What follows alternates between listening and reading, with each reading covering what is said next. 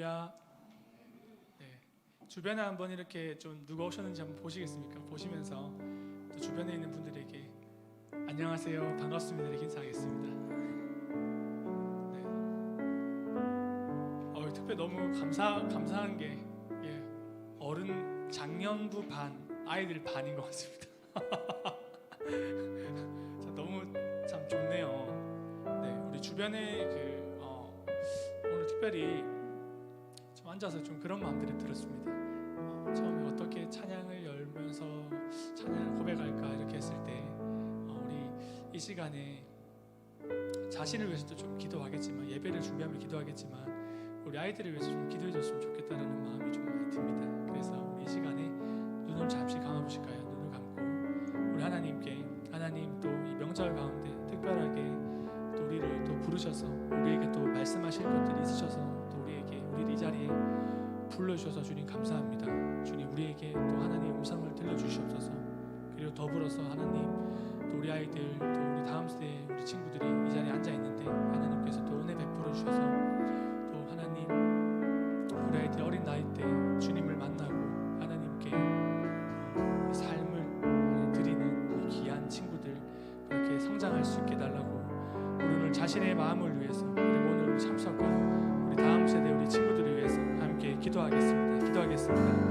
하나님 아버지 감사합니다. 주님, 우리 시간 가운데 또 우리 공동교회 우리를 주님 불러주셔서 감사합니다. 성령님, 우리를 주님께서 불러주신 만큼 하나님 우리에게 또 말씀하실 것들이 있으시기 때문에 우리를 불러주셔서 믿습니다. 하나님, 오늘도 하나님의 은혜를 기억합니다.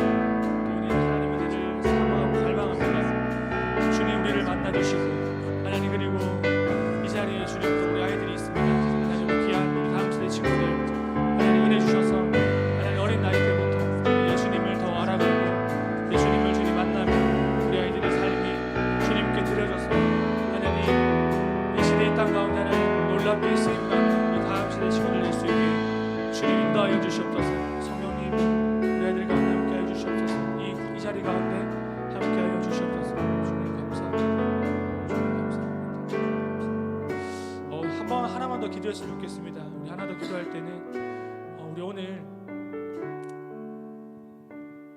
우리 교회를 위해서 한번 좀 기도하겠습니다. 하나님께서 우리 소망교회 가운데 이 자리에 모여있는 우리의 기도를 통하여서 우리 소망교회를 더 주님 든든하게 세워주시고, 주님 우리가 또 이 자리 가운데 하나님께서 우리를 불러주신 이유가 있을 텐데 하나님, 우리 교회를 하나님께서 디자인한 대로 사용하여 주시옵소서. 우리 지체들을 주님 붙들어 주시옵소서. 하나님께서 우리 교회를 든든하게 세워 주시옵소서. 우리 그러한 마음으로 우리 한 번 더 우리 교회를 위해서 한번 또 기도하겠습니다. 하나님 아버지, 이 시간 가운데 교회를 위해서 기도합니다. 하나님, 우리 귀한 우리 소망교회 하나님께서 세우셔서 감사합니다. 하나님, 이 자리 가운데 우리가 또 하나님께서 우리를 또 부르셔서 또 하나님 교회를 위해서 하나님 먼저 기도하게 해주셔서 감사합니다. 하나님, 이 소망교회를 주님께서 디자인하신 대로 하나님께서 주님 계획하신 대로 우리 교회를 사용해 주시고, 주님 그리고 우리 한 사람 한 사람 우리 각자가 주님 교회인이 하나님 우리를 사용하여 주시옵소서. 우리를 통하여서 주님 소망교회를 또 든든하게 세워 주시옵소서. 우리 가운데 은혜 베풀어 주시옵소서. 주님 감사합니다. 그렇게 하나님을 찬양하며 성령 임하여 주시옵소서. 주님 감사합니다.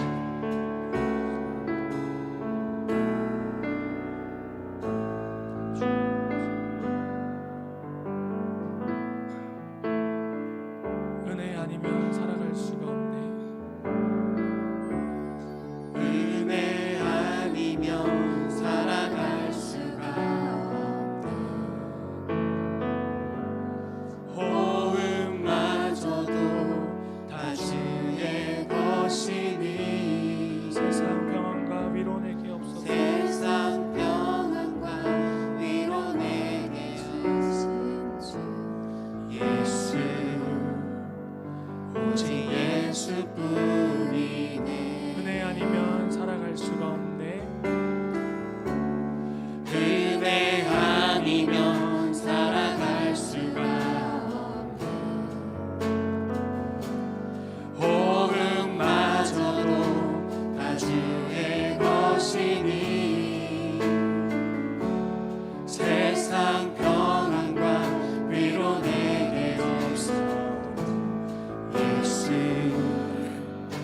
오직 예수뿐이네. 크신 계획 크신 계획 다 볼 수도 없고 작은 고난에 지쳐도 주께 묻기 나의 모든 삶 버티고 견디게 하시네. 은혜 아니면 은혜 아니면 살아갈 수가 나의 모든 것 다 주께 맡기니 나의 모든 것 다 주께 맡기니 참된 평안과 위로 내게 주신 주 예수 오직 예수뿐이네. 다시 찬양하십시다. 은혜 아니면 살아갈 수 없네. 은혜 아니면 살아갈 수가 호흡마저도 다 주의 것이니 세상 평안과 위로 내게 없어도 예수 오직 예수뿐이네. 크신 계획 크신 계획 다 볼 수도 없고 작은 고난에 지쳐도 주께 묻기 나의 모든 삶 버티고 견디게 하시. 크신 계획 크신 계획 다 볼 수도 없고 작은 고난에 지쳐도 주께 묻기 나의 모든 삶 버티고 견디게 하시네. 은혜 아니면 은혜 아니면 살아갈 수가 없네. 나의 모든 것 다 주께 맡기니 나의 모든 것 다 주께 맡기니 참된 평안과 위로 내게 주신 주 예수 오직 예수뿐이네. 크신 계획 크신 계획 다 볼 수도 없고 작은 고난에 지쳐도 주께 묻기 나의 모든 삶 버리고 견디게 하시. 크신 계획 다 볼 수도 없고 크신 계획 다 볼 수도 없고 작은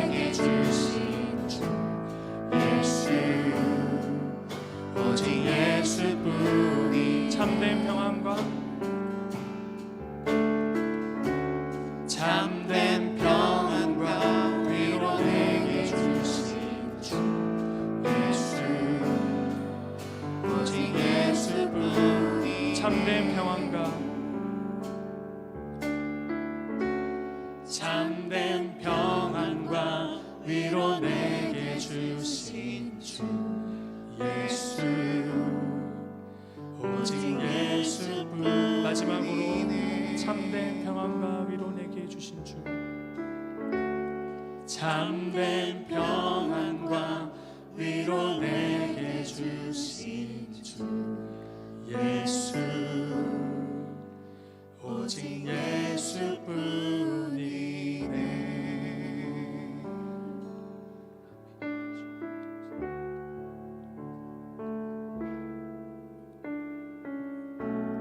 주님, 우리는 주님의 은혜 아니면 살아갈 수 없는 존재임을 고백합니다.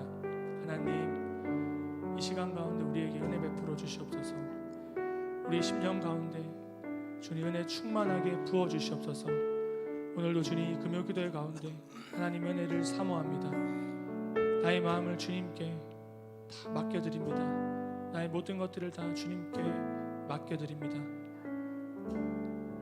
우리 시간에 한 번 더 기도했으면 좋겠습니다. 한 번 더 기도하실 때 하나님께 맡기지 못하는 것들이 있다면, 하나님을 신뢰하지 못하는 것들이 있다면 하나님의 시간 가운데 주님 신뢰할 수 있는 마음을 부어주시옵소서.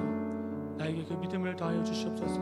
우리 그러한 마음으로 주님께 은혜를 구하며 한 번 더 우리 기도하십시다. 기도하겠습니다. 하나님 아버지, 시간 가운데 기도합니다.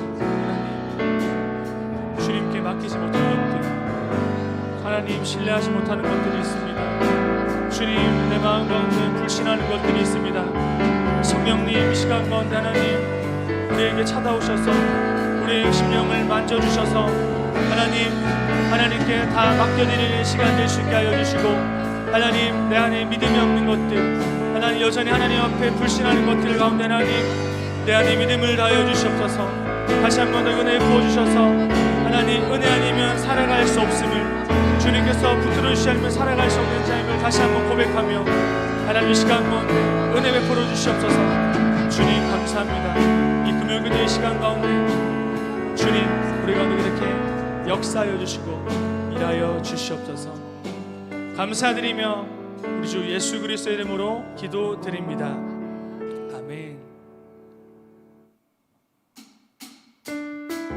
우리 시간 가운데 박수 치시면서 우리가 하나님의 그 크신 사랑을, 그 크신 은혜를 우리 함께 고백하십시다. 내게 강 같은 평화, 내게 강 같은 평화, 내게 강 같은 평화가 넘치네.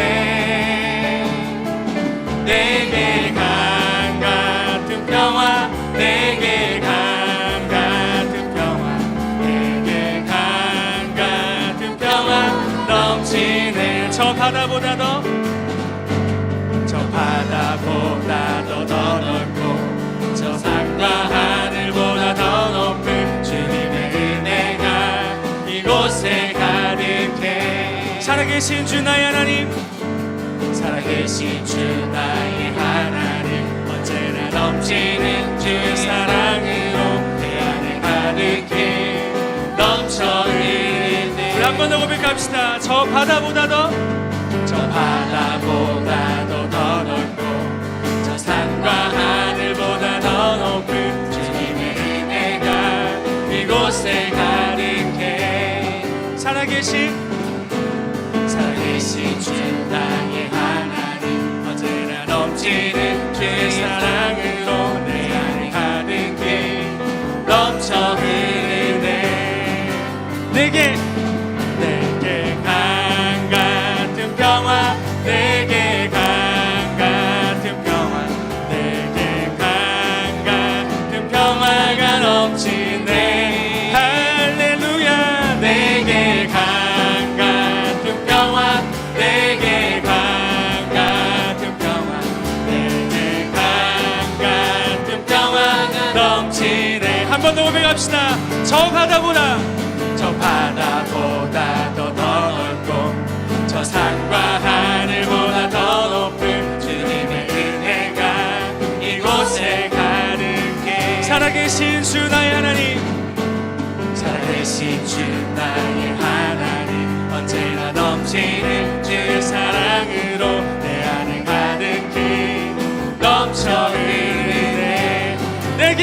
같은 내게 강 같은 평화 내게 강 같은 평화 내게 강 같은 평화가 넘치네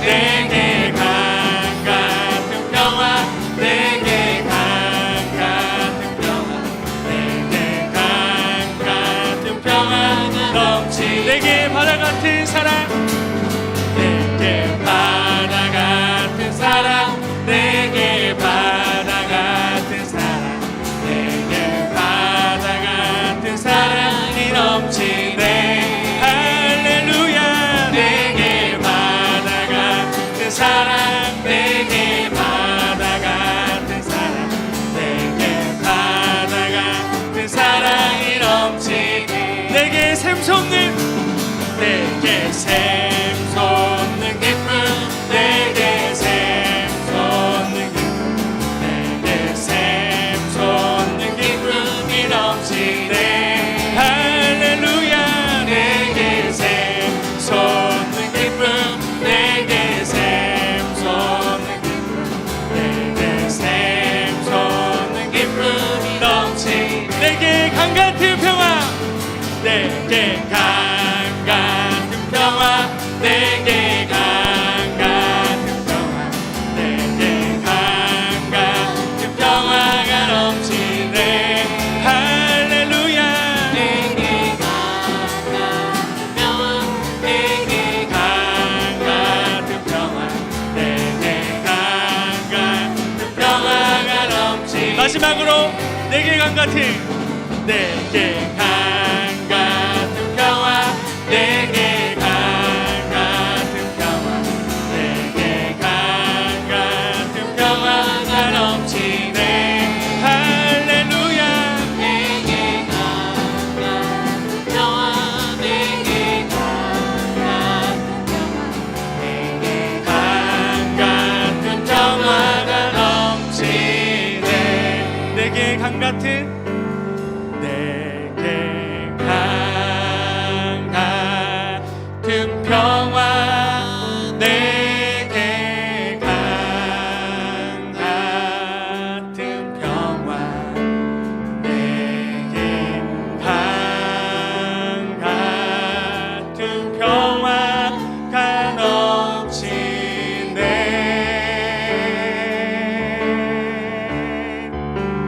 내게 강 같은 평화 내게 강 같은 평화 내게 강 같은 우리 자신의 가슴을 손으로 얹고 고백하십시다. 하나님 시간 가운데 우리 가운데 평안을 주시옵소서. 내게 강 같은 평화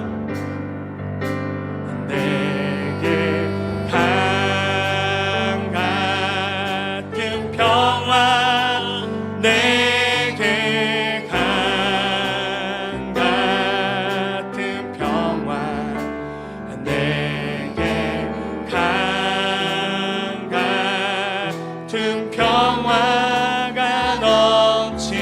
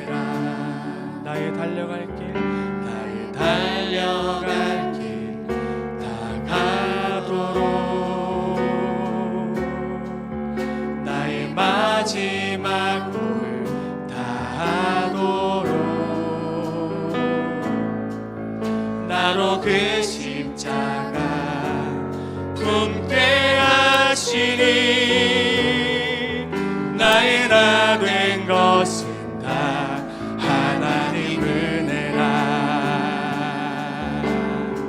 한량없는 은혜, 갚을 길 없는 은혜, 내 삶을 애워싸는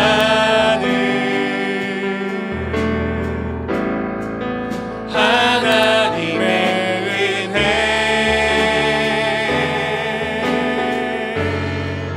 나 주저함 없이 그 땅을 밟음도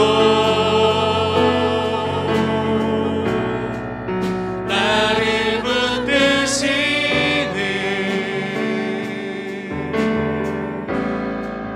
하나님의 은혜. 다시 한번 더 고백하십시다. 나를 지으신 이가 하나님, 나를 지으신 이가 하나님, 나를 부르신 이가 하나님, 나를 보내신 이도 하나님, 나의 나 된 것은 다 하나님 은혜라. 나의 달려갈 길, 나의 달려갈 길 다 가도록, 나의 마지막 골 다 하도록, 나로 그 십자가 품게 하시니 나의 나 된 것은 다 하나님 은혜라. 한량없는 은혜, 갚을 길 없는 은혜, 내 삶을 애워싸는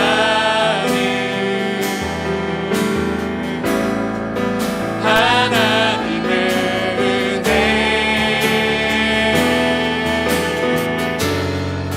나 주저함 없이 그 땅을 밟음도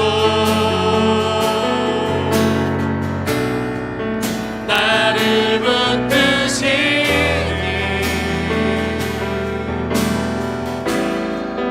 하나님의 은혜. 한량없는 은혜, 한량없는 은혜, 갚을 길 없는 은혜, 내 삶을 애워싸는 하나님의 은혜.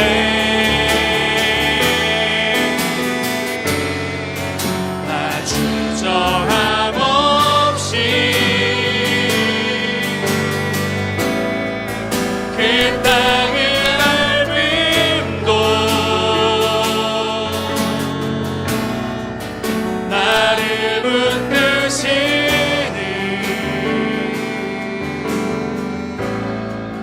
하나님의 은혜. 한량없는 은혜, 한량없는 은혜, 갚을 길 없는 은혜, 내 삶을 애워싸는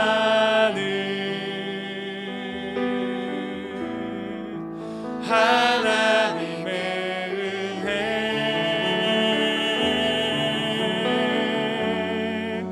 나 주저함 없이 그 땅을 밟음도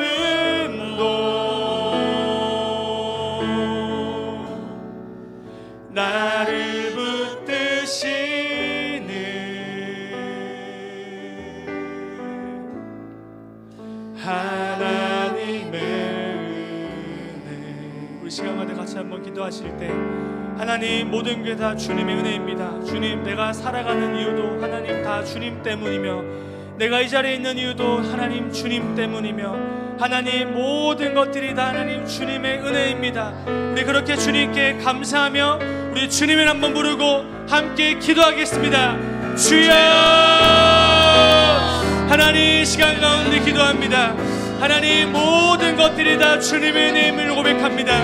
하나님, 내가 이 자리에 있는 것도 주님의 은혜이며 내가 하나님 모든 것들이 다 하나님 내가 살아가는 이유도 주님 때문이며 내가 하나님 이 자리에 있고 하나님 무슨 일을 하고 하나님 내가 소망 함께 있는 것들도 하나님 다 주님의 은혜임을 고백합니다. 주님 감사합니다. 모든 것이 주님의 은혜임을 다시 한번 기억하고 나아갈 때 하나님 그 주님만을 바라게 하시고 하나님 그 주님만을 소망하게 하시고 그 주님 앞에 우리 마음을 들어 나아갈 수 있는 그 귀한 시간 허락하여 주셔서 참 감사합니다. 우리 다시 한번 기도할 때 하나님 주님과 교제함에 감사가 되는 시간들 되게 해달라고 주님 우리에게 말씀하여 주시고 그 주신 말씀 앞에 이제는 우리의 의지를 들여서 순종하는 그러한 시간들 되게 해달라고 다시 한번 주여 세 번 외치고 주님 앞에 우리의 마음대로 나아가겠습니다. 주여 주여 주여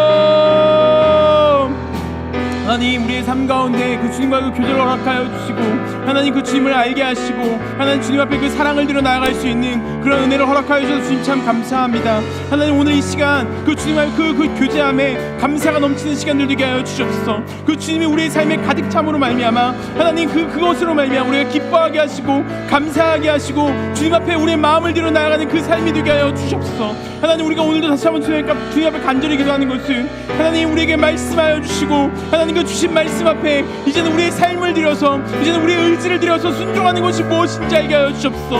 하나님 그래서 이제는 우리의 삶이 입술로 고백하는 삶이 아니라 하나님 매일의 삶 가운데 우리의 행동을 통하여서 우리의 마음의 고백을 통하여서 우리의 전 인격을 통하여서 주님을 찾게 하시고 그 주님 닮아가는 귀한 날들 되게 하여 주시옵소서. 다시 한번 예배를 위해 다시 한번 기도합니다. 하나님 우리에게 말씀하여 주셔서 그 말씀 앞에 서는 시간 그 말씀 앞에 감사하는 시간 그 말씀 앞에 감격함으로 말미암아 하나님으로 가득 참으로 말미암아 주님 우리에게 기쁨 있게 하시고 우리 안에 만족감이 넘치는 그런 시간들 되게 하여 주시옵소서.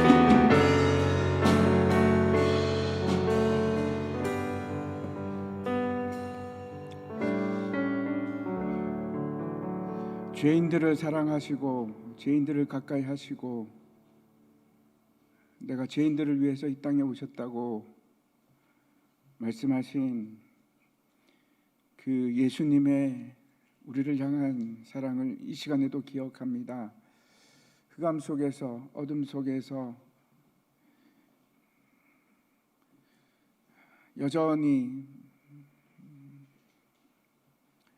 헤매이는 우리들을 기억하시고 우리를 사랑하셔서 십자가에서 죽으신 하나님, 우리가 예수 그리스도의 피로 담대함을 얻어서 이 시간 다시 한번 주님 앞에 나옵니다. 우리를 잘 아시는 하나님, 우리를 다시 회복시키시고 치유하시고 다시 주의 뜻이 무엇인지 알게 하시고 일어나는 자 되게 하여 주시옵소서. 우리의 소원을 아시는 주님, 이 시간에도 우리가 기도합니다.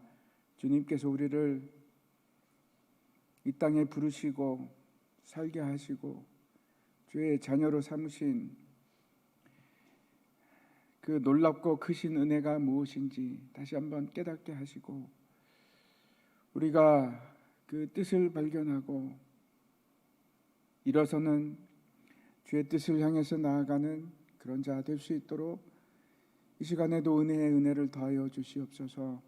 우리 교회를 위해서 이 시간 기도합니다. 하나님, 금년에는 주님께서 우리에게 뜻을 밝혀 보여주시어서 우리가 행하고 나아가는 바가 무엇인지 확신케 하시고 주의 음성을 쫓아서 행하는 자 될 수 있도록 주님 축복하여 주시옵소서. 우리는 여전히 미숙하고 알지 못하고 지혜가 없습니다. 그래서 주님의 인도하심만을 간구합니다. 우리를 그냥 두지 마시고 우리를 붙들어 주시되 주의 오른손으로 붙들어 주시어서 넘어져도 다시 주님께서 일으켜 주시고 갈 길을 알지 못할 때 주님께서 앞서 인도하여 주심으로 말미암아 우리가 주의 뜻이 어디 있는지 금방금방 깨달아 알 수 있도록 무지한 우리들을 깨우쳐 주시옵소서. 소망교회를 사랑하시는 하나님, 이 교회를 붙들어 주시되 성령으로 역사하여 주시어서 주의 권능이 무엇인지 우리가 알 수 있게 보여주시옵고 날마다 주님께서 인도하시는 그 인도하심이 우리 눈으로 드러나기를 원합니다. 주여 함께하여 주시옵소서. 우리가 있는 곳에는 늘 항상 성령님께서 역사하시는 곳이 되게 하여 주시고 우리가 모여서 말씀 드리고 우리가 모여서 함께 나누는 그 모든 자리가 주의 기뻐하시는 자리가 되게 하여 주시어서 우리가 낙심치 않고 주님만 바라보는 소망교회 될 수 있도록 주님 도와주시옵소서. 하나님, 이 시간에 우리가 다시 말씀 듣기를 원합니다. 말씀으로 하나님 이 시간 역사하여 주시어서 회폐해지고 하나님 힘들어하는 우리의 영혼들을 주님께서 잠잠케 하시고 그 가운데서 기쁨이 다시 샘솟는 시간 될 수 있도록 기적을 베풀어 주시옵소서. 감사합니다. 우리 주 예수 그리스도 이름으로 기도하옵나이다. 아멘. 예, 성경 말씀 보도록 하겠습니다. 성경 말씀은 고린도전서입니다. 고린도전서 15장입니다. 15장 1절부터 11절까지 말씀 보도록 하겠습니다.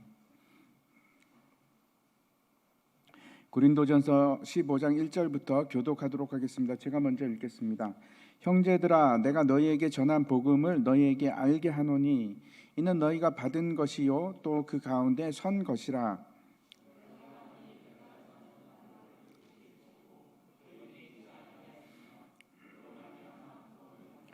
내가 받은 것을 먼저 너희에게 전하였노니 이는 성경대로 그리스도께서 우리 죄를 위하여 죽으시고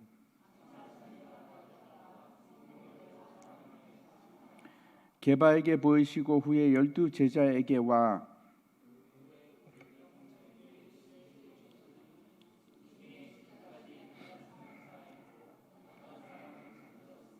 그 후에 야고보에게 보이셨으며 그 후에 모든 사도에게와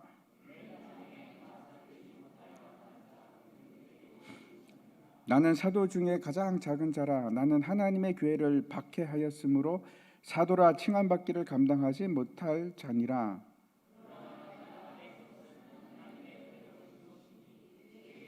개인으로 헛되지 아니하여 내가 모든 사도보다 더 많이 수고하였으나 내가 한 것이 아니요 오직 나와 함께 하신 하나님의 은혜로. 같이 읽겠습니다.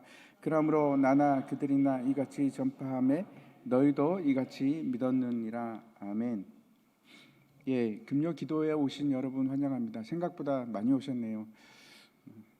다들 이제 가실 데가 없어서 안 내려가신 거죠. 예, 여기 수원에 계신 여러분들 환영하고 축복합니다. 명절이 시작되었는데 잘 보내시고 계신지 모르겠습니다. 이게 오늘 제가 이제 아침에 나가고 이제 하루 종일 있는데 날씨가 좋아서 이게 벌써 봄이 오려나 아직 겨울도 시작한 것 같지도 않은데 하는 생각을 했습니다. 이제 금방 이렇게 되면 금방 또 봄이 올 것 같은 그런 생각이 듭니다. 1월 달도 이제 벌써 한 달이 다 돼가는 거 생각하면 굉장히 세월이 정말 빠르구나 하는 뭐 늘 하는 생각이지만 또 그런 생각을 했습니다. 이제 15장 오늘부터 들어가는데 고린도전서 여러분 이제 16장까지밖에 없는 거 아시죠? 그래서 이제 얼마 남지 않았습니다. 근데 이제 15장은 우리가 특별히 부활장이라는 이름으로 부르는 아주 유명한 장입니다. 우리가 생각했으면 하는 것은 왜 여기서 갑자기 또 부활에 관해서 말씀하고 있을까 하는 겁니다. 왜 여기 부활이 등장하는가?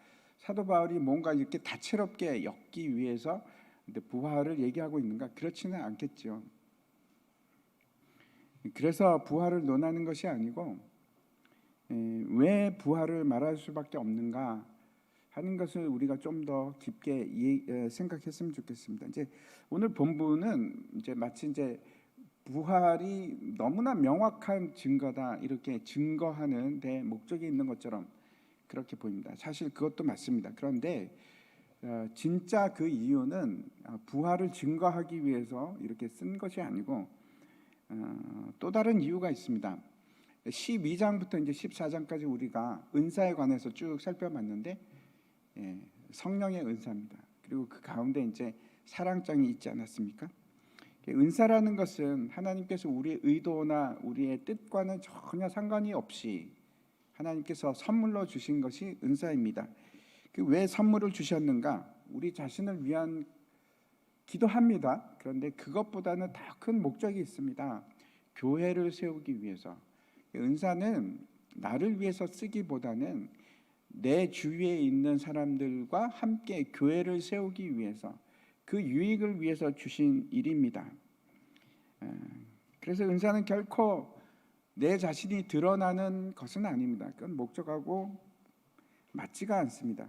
내 자신의 어떤 능력이나 내 자신의 어떤 모습을 드러내는 것이 아니고, 은사가 사용되는 이유는 타인을 위해서, 바로 옆에 앉아 계신 분들을 위해서 사용되는 것이 은사입니다.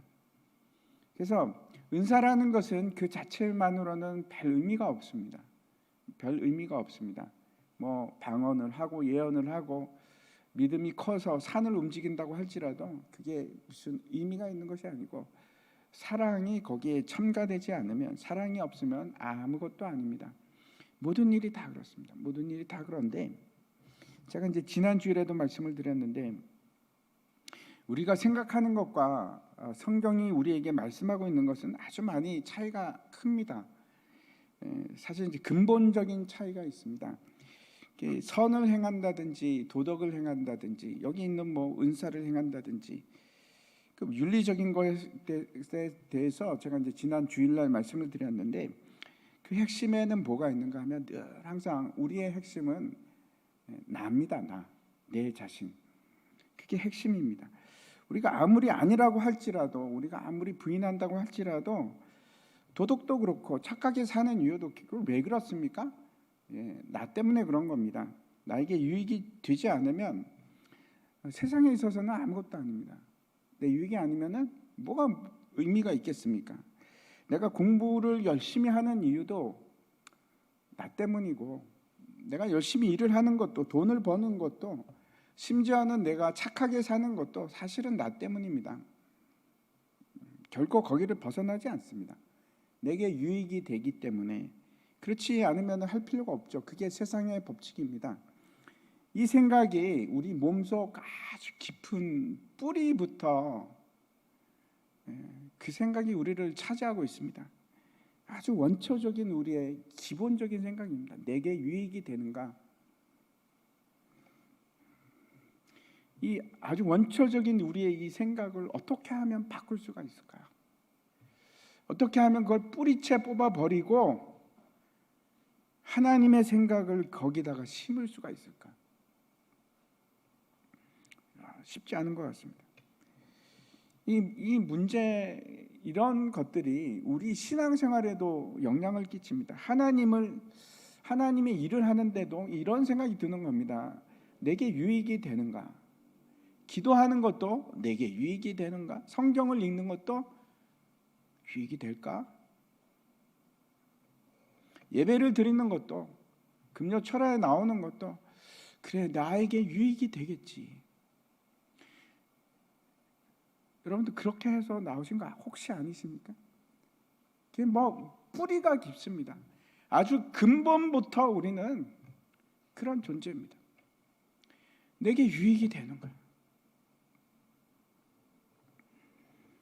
아이들에게 우리가 이제 공부를 열심히 해라, 공부를 해야 한다.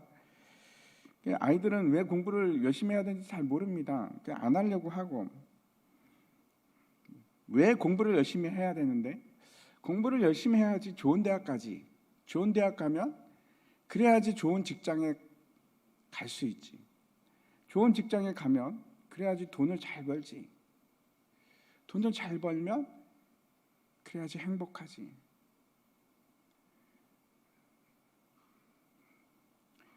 그게 우리 논리의 답입니다. 사실은 답니다. 다시 한번 생각해 보십시오. 돈을 잘 벌어서 행복하는 게, 돈을 잘 벌면 정말 행복하게 됩니까? 편하고 행복하게 될까요?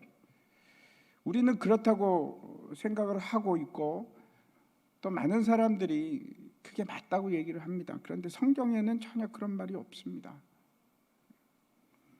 제가 하고 싶은 말씀은 우리가 생각하고 가장 크게 여기는 것이 어떤 이유 때문인가?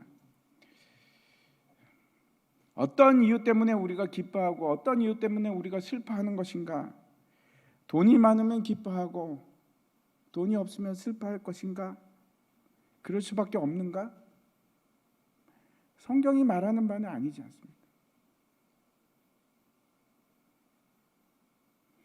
우리가 여전히 모든 것의 중심에 내가 존재하고 어떻게 하면 나를 기쁘게 할 것인가?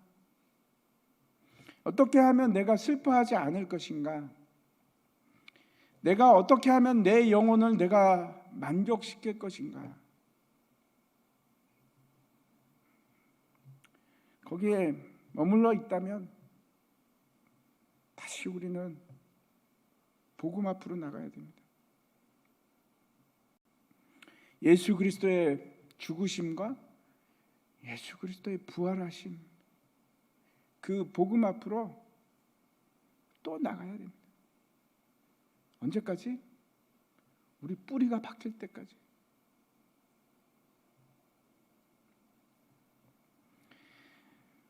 고린도전서 1장에서 사도 바울이 무슨 말씀으로부터 시작하고 있는가 하면 1장 17절과 18절에 보면 이렇게 되어 있습니다. 그리스도께서 나를 보내심은 세례를 베풀게 하려 하심이 아니요 오직 복음을 전하게 하려 하심이로되 말의 지혜로 하지 아니하면 그리스도의 십자가가 헛되지 않게 하려 함이라. 십자가의 도가 멸망하는 자들에게는 미련한 것이요 구원을 받는 우리에게는 하나님의 능력이라.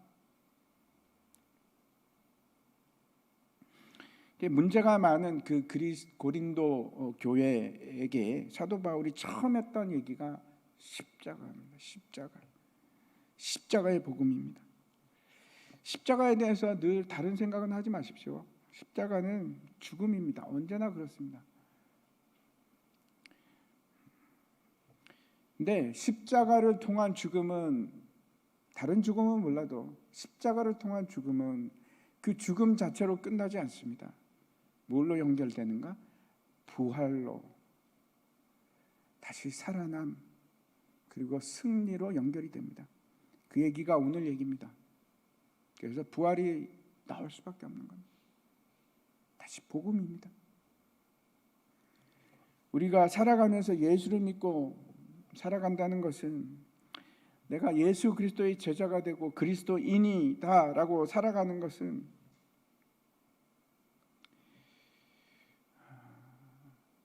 다른 것입니다.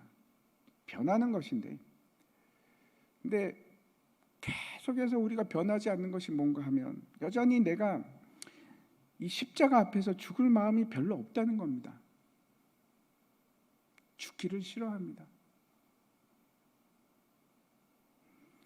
예수 그리스도의 죽으심과 부활, 이거는 우리 신앙의 기초의 기초고 핵심의 핵심입니다. 우리 신앙의 모든 것입니다. 예수 그리스도와 함께 죽고 부활하는 것. 왜 제가 앞에서 그 공부 말씀을 드렸는데, 공부를 열심히 해서 대학 가고 그래서 좋은 직장, 남들에게 별로 창피하지 않고 다닐 수 있는 직장에 다니고 대학에 다니고, 그래서 돈을 벌 수 있는 기초가 되고, 그래서 공부하는 것이 아니라 나를 위함이 아닙니다.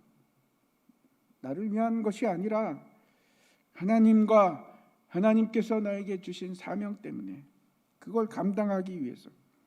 근데 그걸 그냥 갖다 붙이는 것이 아니고, 말로만 그러는 것이 아니고 실제로 내 삶이 그런 삶이 되는 겁니다.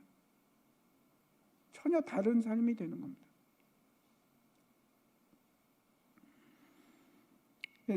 사람들 앞에서 판단을 받고 내가 어떤 사람 앞에서 내가 어떤 모습이 될까? 아니면 그렇게 하는 것이 내게 무슨 유익이 될까? 이거는 세상을 살아가는 사람들의 기준이고, 우리는 어떤 기준을 가지고 있는가 하면 내가 하나님 앞에서 어떤 모습으로 쓸까? 내가 심판대 앞에 섰을 때 하나님께서는 나에게 뭐라고 말씀하실까?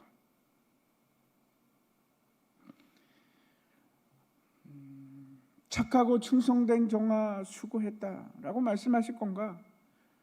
아니면 악하고 게으른 종아라고 말씀하실 건가? 우리의 판단 기준은 그겁니다. 사람의 기준이 아니고, 나의 기준도 아니고, 세상 사람들의 기준도 아니고, 하나님께서 나에게 과연 뭐라고 말씀하실까?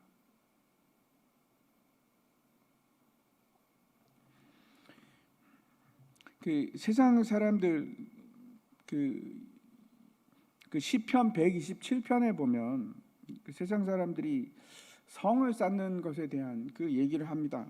제가 한번 읽어보겠습니다. 같이 한번 읽을까요? 같이 읽겠습니다. 시작. 여호와께서 집을 세우지 아니하시면 세우는 자의 수고가 헛되며 여호와께서 성을 지키지 아니하시면 파수꾼의 깨어 있음이 헛되도다. 예, 작년에 이제 그 스카이캐슬이라는 드라마가 빅히트를 치고 많은 사람들이 그걸 보고 또 우리나라에서 열풍이 일어나지 않았습니까? 근데 사실은 모든 사람이 다 그 일을 합니다.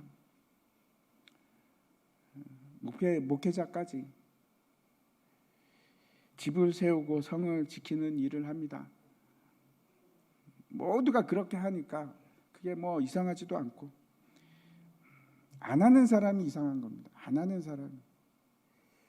성을 쌓는다는 것이 어떤 의미인가? 그게 어떤 의미인가 하면 내 스스로 모든 것을 해결하겠다 하는 것의 시작입니다. 성이라는 것은 외부로부터 차단된 무엇으로부터 외부로부터 공급받는 것이 아니고, 성이라는 것은 스스로 인간 스스로 공급하는 형태를 말합니다. 다시 말씀드려서 하나님께로부터 공급받는 것이 아니고 내 스스로 내가 공급자가 되어서 나에게 필요한 모든 것을 내가 공급하겠다, 내가 먹여 살리겠다. 이게 성입니다. 한 장 넘겨주십시오. 예.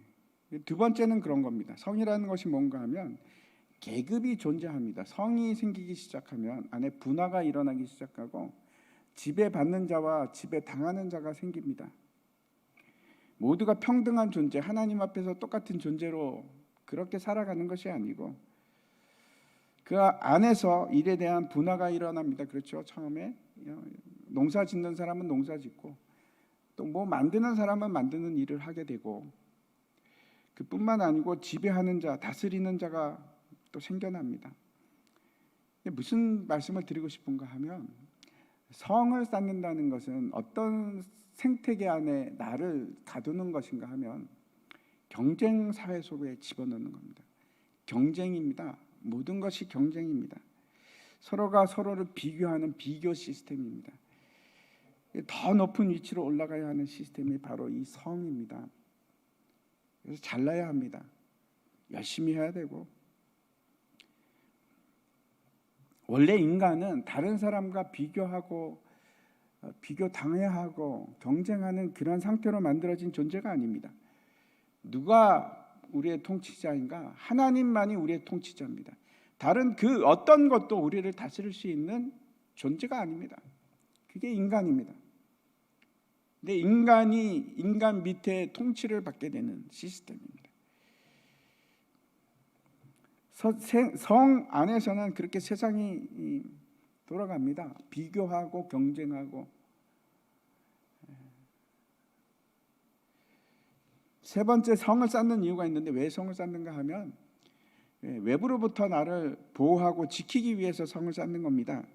누군가 적이 있고 어떤 두려운 대상이 있기 때문에 성을 쌓는 겁니다. 싸워야 하니까, 지켜야 하니까. 그래서 성을 쌓는 자들은 성을 지키기 위해서 더 많은 투자를 하고 노력을 하고, 내가 부유해지면 부유해질수록 누군가가 나를 노리는 사람이 있는 겁니다. 그게 성입니다. 내가 부유해지면 그냥 부해지는 것으로 끝나는 것이 아니고 침략자가 생깁니다.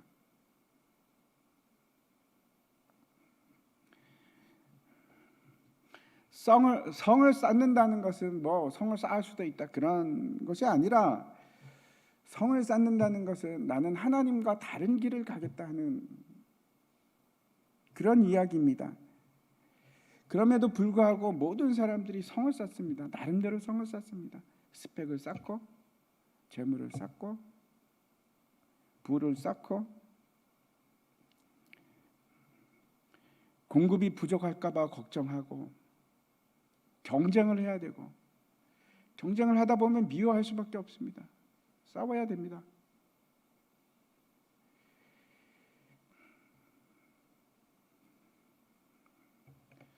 근데 신앙이라는 것은, 십자가라는 것은 어떤 것인가 하면 저 성을 허물기 시작하는 겁니다. 더 이상 나를 위해서 쌓는 일을 그만두고, 나를 지키는 일을 내 스스로 하는 것을 그만두고, 나를 공급하는 자를 내가 되어서 내 스스로 모든 것을 공급하기 위해서 애쓰는 것을 그만두고, 그냥 그리스도를 따라가는 자, 그리스도의 제자, 하나님으로부터 공급을 받는 자, 하나님이 지켜주시는 자, 남과의 경쟁이 아니고 남을 돕는 자로 살아가는 겁니다. 내게 있는 것을 다 팔아 가난한 자에게 주라. 그리하면 하늘의 보화가 내게 있으리라. 누가 하신 말씀인가 하면, 예수님께서 부자 청년이 찾아왔을 때 그 부자 청년이 묻지 않습니까? 선생님, 내가 어떻게 하여야 영생을 얻을 수 있겠나이까?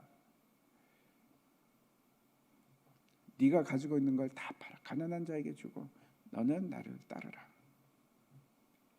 그랬더니 이 부자 청년이 슬픈 기색을 띠고 근심하며 돌아갔습니다.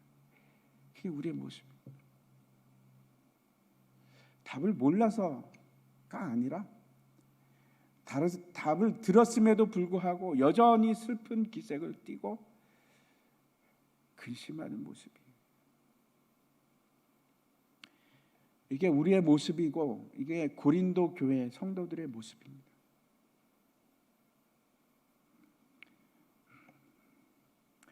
십자가의 눈은 미련하게 보입니다.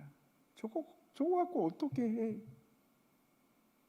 저거 갖고 어떻게 살아?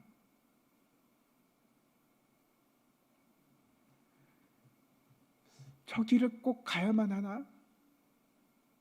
주저함이 우리 속에 있습니다.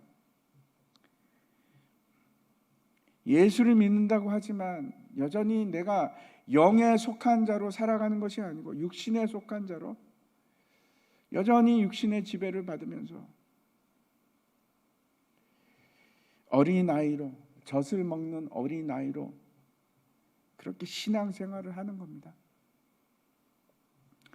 그런 고린도 교인들에게 지금 이렇게 말씀하시는 겁니다. 1절 한번 보시기 바랍니다. 1절 같이 한번 읽겠습니다. 시작.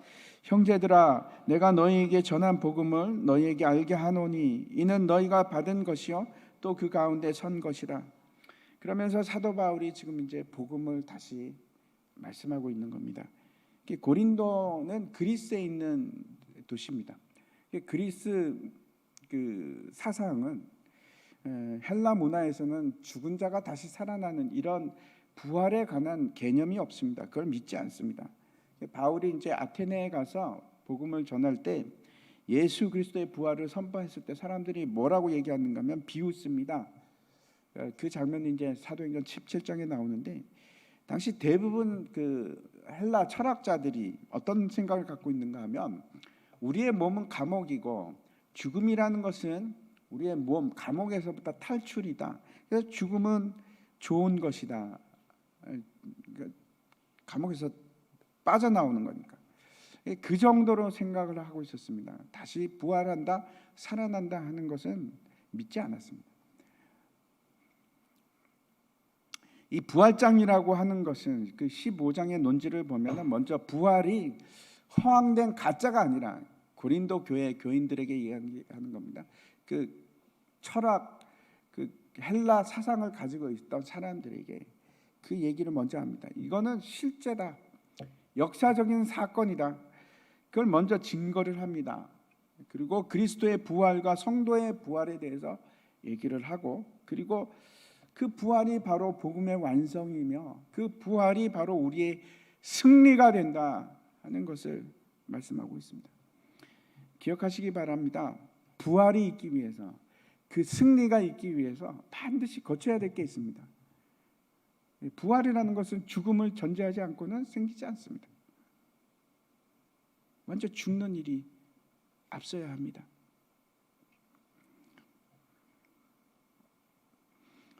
2절과 3절 보도록 하겠습니다. 2절과 3절 말씀 제가 읽겠습니다.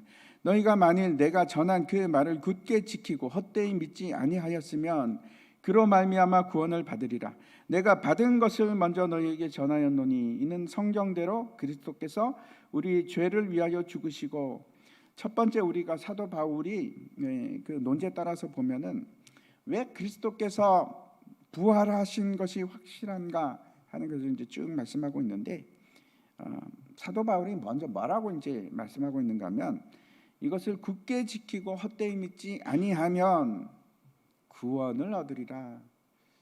너무나 중요합니다. 그래서 예수 그리스도의 죽으심과 부활을 믿는 자들이 바로 우리들입니다. 근데 그게 어쩌면 너무 추상적으로 믿고 있는지, 실제 우리 삶 속에서 부활을 우리가 생각하고 있는지 다시 오늘 본문을 통해서 우리가 생각했으면 좋겠습니다. 무엇을 지키고 믿어야 하는가? 예수 그리스도의 죽으심과 부활인데, 그 첫 번째가 뭐라고 얘기하는가 하면 성경대로 그리스도께서 우리 죄를 위하여 죽으심에 대해서 말씀하고 있습니다. 잊지 마시기 바랍니다. 우리는 모두가 죄 아래 있었고 하나님의 진노 아래서 아무것도 할 수 없이 심판만 기다리고 있던 그런 사람들입니다.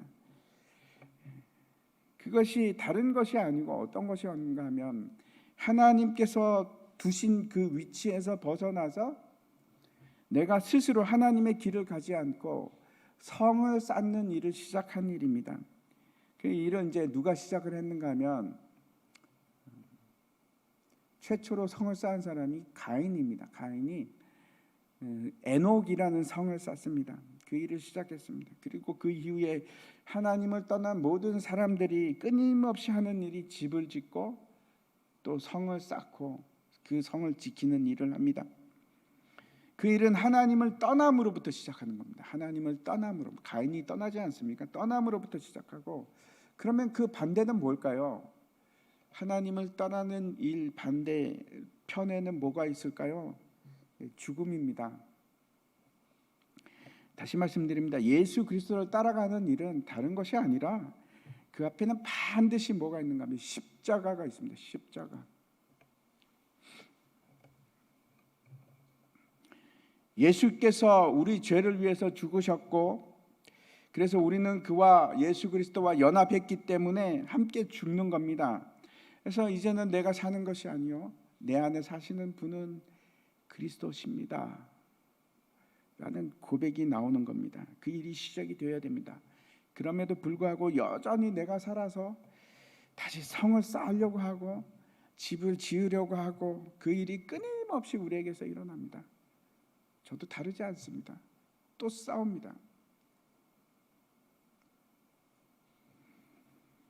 이제는 그것이 아니라는 것을 저와 여러분이 분명히 압니다.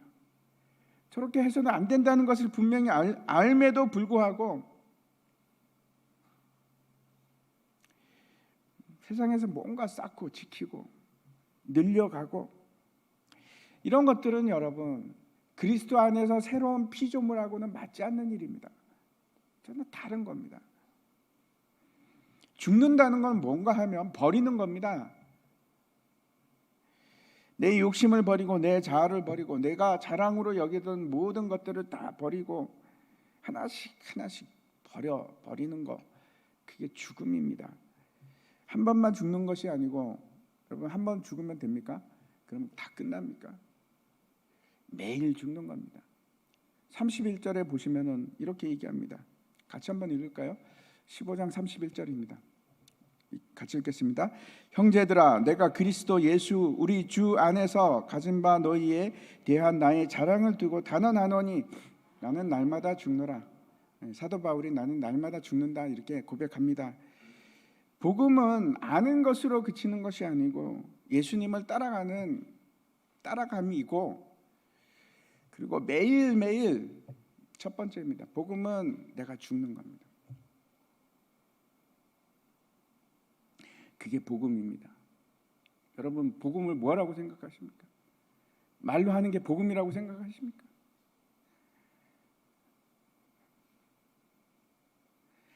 복음은 말로 하는 것이 아니고 내 행동으로 하는 겁니다. 복음은 말로 뱉어내는 것이 아니고 내 삶이 복음이 되는 겁니다. 죽는 겁니다. 오늘도 죽고 내일도 또 죽고 또 죽고 그 다음 날도 죽고 십자가 앞에서 또 눈물을 흘리면서 또 죽고, 그게 복음입니다. 그 일을 하기 전에는 나는 복음을 모르는 겁니다.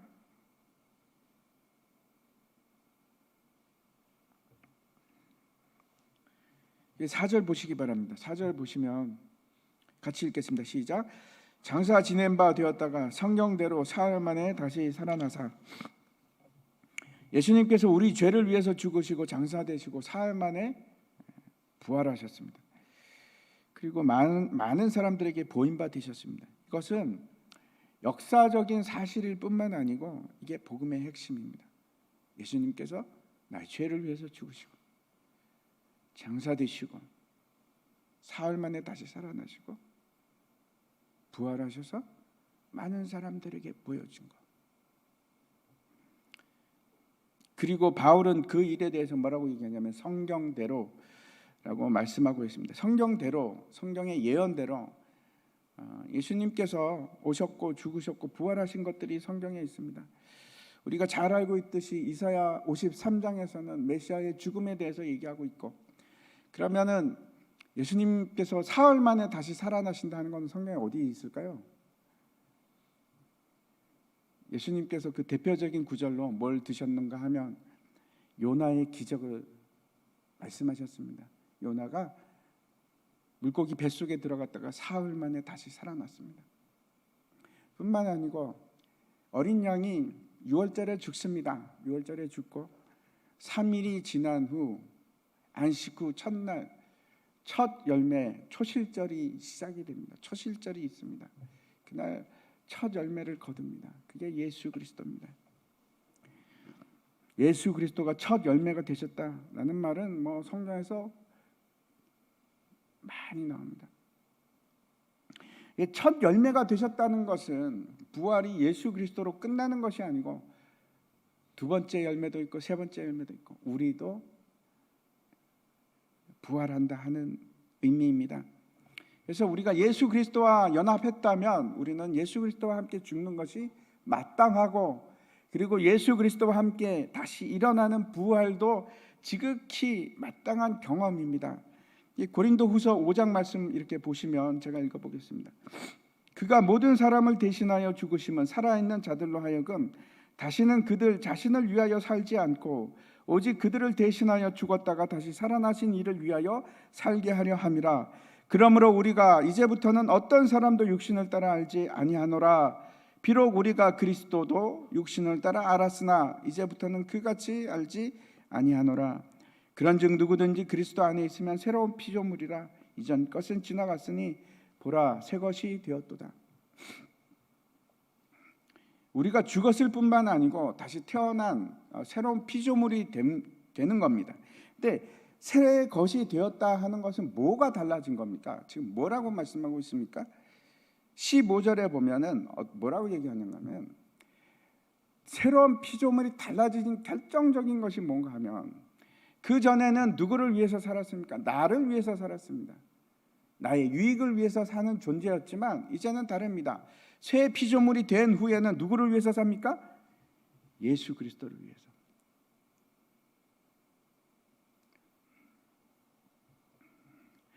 오직 그들을 대신하여 죽었다가 다시 살아나신 이를 위하여 살게 하려 함이라. 이제는 내 자신을 위해서 사는 것이 아니고 부활이라는 것이 그런 겁니다. 부활이라는 것이 이제는 내 자신만을 위해서 사는 것이 아니고 누구를 위해서 삽니까? 예수 그리스도를 위해서 사는 존재가 되는 겁니다.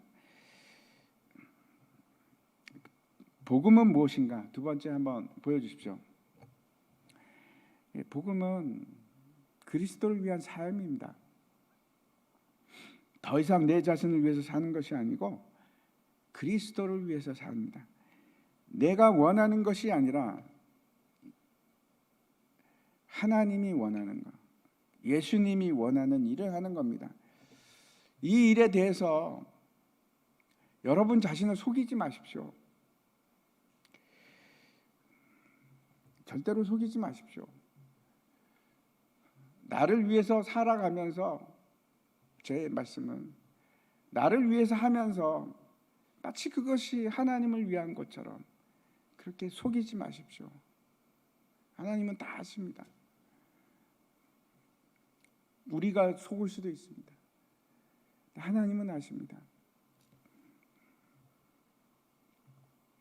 때로 헷갈릴 때가 있습니다. 내가 열심히 일하는 것이 나를 위한 것인가 하나님을 위한 것인가?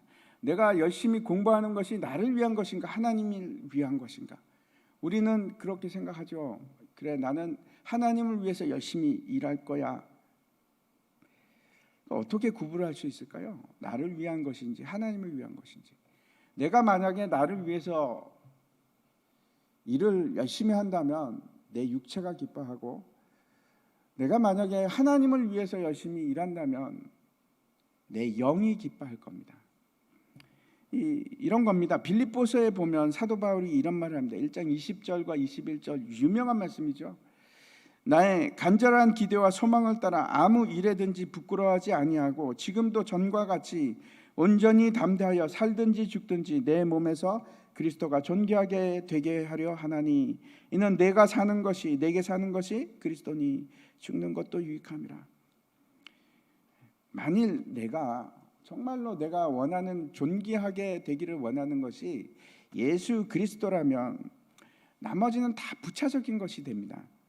중요한 것들이 아닙니다. 그래서 사도 바울이 로마 감옥에 갇혀 있으면서도 기뻐합니다. 기뻐할 수 있는 것은 그가 하는 모든 목적과 그 중심에 누가 있었는가? 예수 그리스도가 있었기 때문에 그가 하는 일들이 자기 자신을 위한 것이 아니라 예수님을 위한 것이기 때문에. 그래서 이렇습니다. 내 환경이 나빠지거나 내가 역경에 당하거나 큰 일이 슬픈 일이 닥친다고 해도 내 일이 아니고 예수 그리스도 일이라면 나는 기뻐할 수 있습니다. 상황과 상관이 없습니다. 많은 크리스찬들이, 많은 성도들이, 예수 믿는 사람들이 내가 사는 것이 그리스도니 죽는 것도 유익함이라 라는 구절이 내 마음과 내 생각에만 있지 여전히 삶에 영향을 미치지 못합니다. 내 삶이 그렇게 되지 못합니다. 그리스도가 내 삶이 아닌 겁니다. 여전히 내 삶은 회사고, 여전히 내 삶은 학교고, 여전히 내 삶은 내 가족이고 내 경력이고, 내 삶은 여행이고, 내 삶은 내 위치고, 그거는 내가 사는 것은 그리스도니라는 말하고 일치할 수가 없습니다. 다른 말입니다. 복음은 뭔가? 복음은 부활입니다. 그리고 이 거듭남입니다. 거듭남이라는 것은 이제는 내가 나를 위해서 사는 것이 아니고 복음은 예수 그리스도를 위해서 사는 삶, 그게 복음입니다.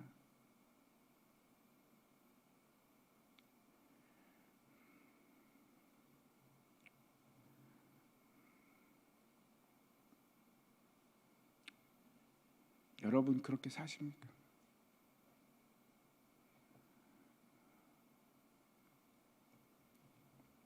5절부터 8절까지 말씀 한번 보여주십시오. 제가 한번 읽겠습니다. 게바에게 보이시고 후에 12 제자에게와 그 후에 500여 형제에게 일시에 보이셨나니 그 중에 지금까지 대다수는 살아있고 어떤 사람은 잠들었으며 그 후에 야고보에게 보이셨으며 그 후에 모든 사도에게와 맨 마중에 만삭되지 못하여 난 자 같은 내게도 보이셨느니라. 첫 번째는 예수 그리스도와 함께 죽으시고, 두 번째 예수 그리스도와 함께 부활하시고, 그리고 그것으로 끝나는 것이 아니고 예수님께서 죽으시고 부활하시고 나서 어떤 일을 하셨는가 하면 많은 사람에게 나셔서 많은 사람들에게 자신을 보이셨습니다. 사도 바울이 뭐라고 하는가? 나중에는 만삭되지 않은 나 같은 자, 나같이 모자란 자, 나같이 부족한 자에게도 나타나셔서, 이 말 속에는 어떤 말이 들어있는가 하면 나같이 예수를 싫어하던 자, 나같이 교회를 핍박하던 자, 그런 나에게까지 보이셨다 라는 말이 이제 포함된 말입니다. 제가 세 번째 말씀드리고 싶은 것은, 복음이라는 것은 수많은 사람들의 눈으로 목격한 실제의 일일 뿐만 아니고, 복음이라는 것은 나타내고 드러내는 것입니다. 그게 복음입니다. 복음은 마치 이제 마태복음에 나오는 달란트 비유에서처럼, 복음은 땅에 묻어두는 것이 아닙니다.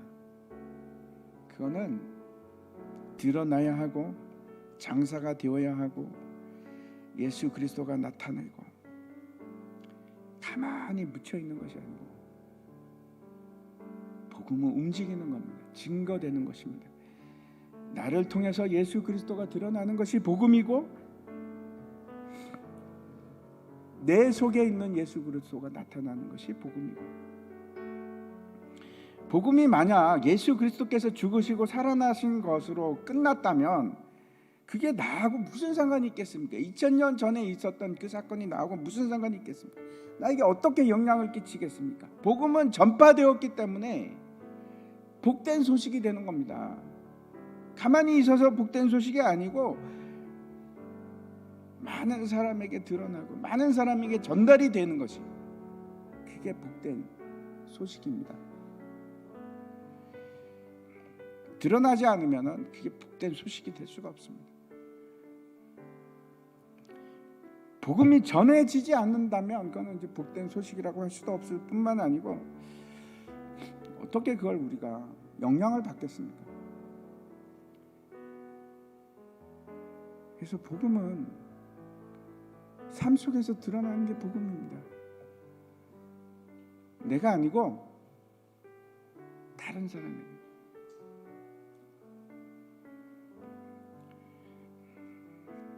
마지막으로 10절 말씀 같이 한번 읽도록 하겠습니다. 같이 읽겠습니다. 시작. 그러나 내가 나 된 것은 하나님의 은혜로 된 것이니 내게 주신 그의 은혜가 헛되지 아니하여 내가 모든 사도보다 더 많이 수고하였으나 내가 한 것이 아니요 오직 나와 함께 하신 하나님의 은혜로라. 사도 바울이 내가 나 된 것은 하나님의 은혜로라 그러면서 이렇게 얘기합니다. 내가 더 많이 수고하고 한 것은 하나님의 은혜가 헛되지 않았기 때문이다. 이런 말입니다. 은혜가 많으면 편하고 좋고 쉬운 뭐 그런 것이 아니고, 어쩌면 이런 겁니다. 은혜가 많으면, 은혜가 많다는 것은 내가 더 예수 그리스도를 위한 삶을 더 많이 살아가는 것이고, 그래서 내 육체는 더 고달플 수도 있습니다. 그걸 은혜라고 합니다. 오늘 말씀을 통해서 여러분 기억하셨으면 좋겠는 것은, 나를 죽이고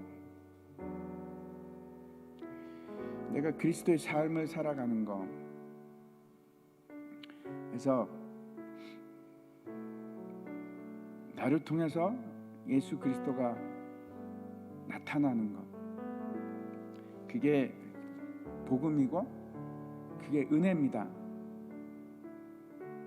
오늘 결론이 이겁니다. 진짜 은혜는 이겁니다. 복음이 은혜고 내가 복음의 삶을 사는 것이 은혜입니다. 저는 여러분의 중심이, 삶의 중심이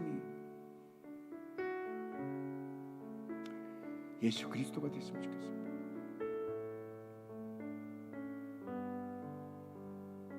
왜냐하면 그게 은혜의 삶이라서 그렇습니다. 같이 우리 찬송하겠습니다. 은혜 아니면 살아갈 수 없다. 오직 예수뿐이네. 은혜 아니면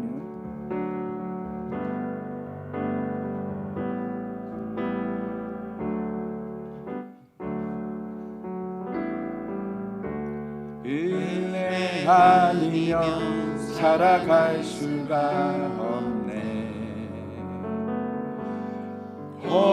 복음마저도 다 주의 것이니 세상 평안과 위로 내게 없어. 예수 오직 예수뿐. 은혜 아니면 살아갈 수가 없네. 은혜 아니면 살아갈 수가. 호흡마저도 다 주의 것입니다. 호흡마저도 다 주의 것이니 세상 평안과 위로 내게 없어. 예수 오직 예수뿐이네. 그 신계에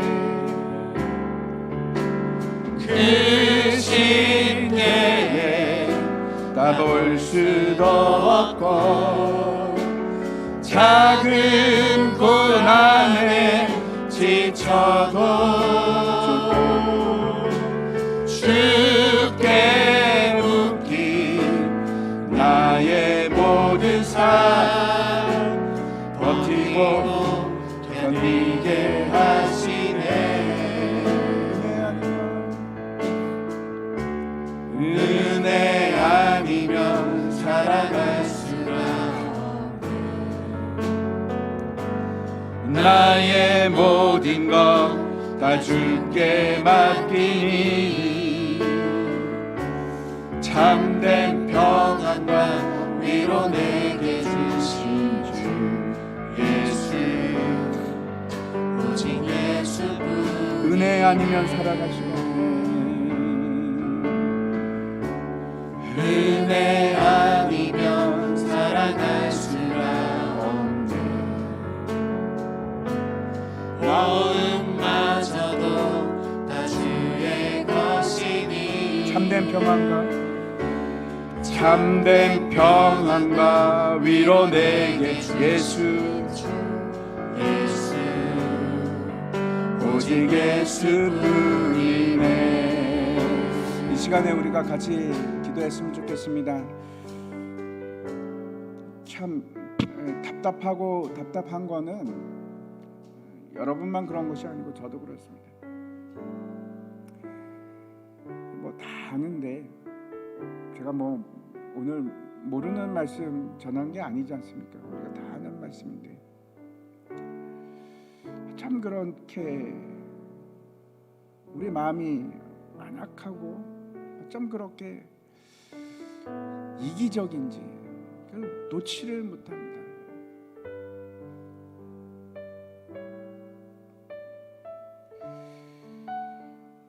우리가 다시 한번 생각했으면 하는 것은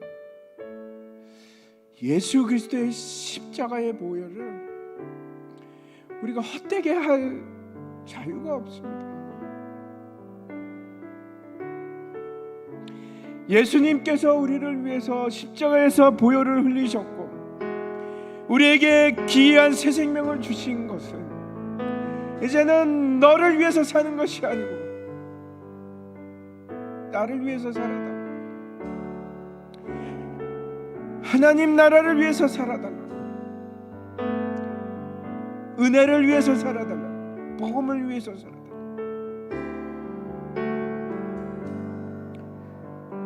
근데 안 바뀝니다.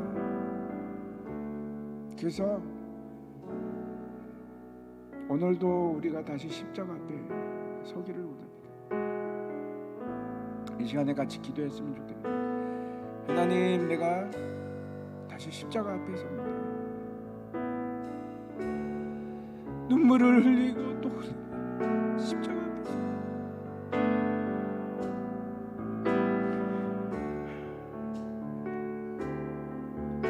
어찌하면 이렇게 변하지 않는 나의 모습, 그래도 나를 사랑하시고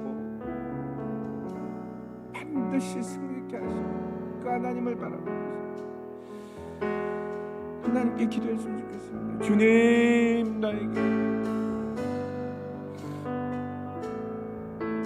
내가 아닌 예수 그리스도를 더 크게 만들어 주시옵소서.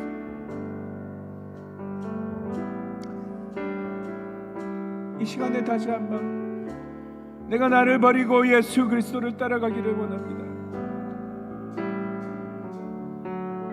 나의 모든 헛된 꿈과 나의 모든 헛된 것들 주님 무시해 주시고 그것에 예수 그리스도의 보혈과 십자가로 채워주시어서 그것이 나의 기쁨이 되게 하시고 나의 소망이 되게 하시고 나의 영광이 되게 하여 주시옵소서. 하나님, 내가 또 잊어버릴까봐 두렵습니다. 그럴 때 다시 나를 무너뜨려 주시고 다시 십자가 앞에 서게 하여 주시옵소서.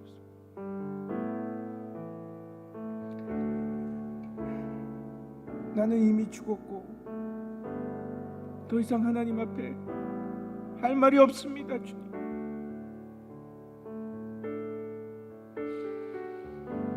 주님, 나를 도와주시고 십자가 앞에 있게 하여 주시어서 하루하루가 은혜의 삶이 되게 하여 주시고 은혜 아니면 내가 살아갈 수가 없네 라는 고백이 우리의 입술에서 나올 수 있도록 주님 허락하여 주시옵소서. 우리 자신을 위해서 이 시간 다시 한번 기도했으면 좋겠습니다. 우리가 크게 주의 이름 3번 부르고 같이 기도하겠습니다. 주여